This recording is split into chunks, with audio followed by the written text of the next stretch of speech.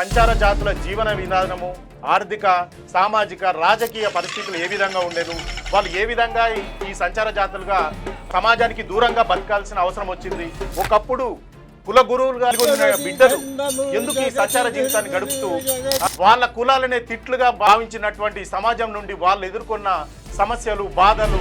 పోరాటంలో కులాలుగా పాల్గొంటారు. కులాలు దైవమత ప్రచారం చేస్తున్నప్పుడు శైవ మతాన్నే ప్రచారం చేసేవాళ్ళు. దీన్ని గిట్టని కొన్ని కులాలు ఏం చేసినాయంటే కులాల పేర్లే తప్పు, పేర్లు అంటేనే తిట్టుపదాలుగా మారిపోయింది. ఓపెన్గా వీడు పిచ్చకుంట్లోడు అని తిడతారు, ఈరముస్టోళ్ళు అని తిడతారు. ఒకసారి ఎన్టీ రామారావు ముఖ్యమంత్రి ఉన్నప్పుడే ముష్టిలో ముష్టి మీరు వీరముష్టి తీసుకుంటారా అని అన్నాడు. డబ్ల్యూఎస్ రిజర్వేషన్లు అని ఒకటి ఈ మధ్య జరుగుతూ ఉంది. భారతదేశంలో సంచార జాతుల కంటే ఎక్కువ ఆర్థిక వెనుకబాటు తరం ఇంకే కులాలకు ఉన్నది.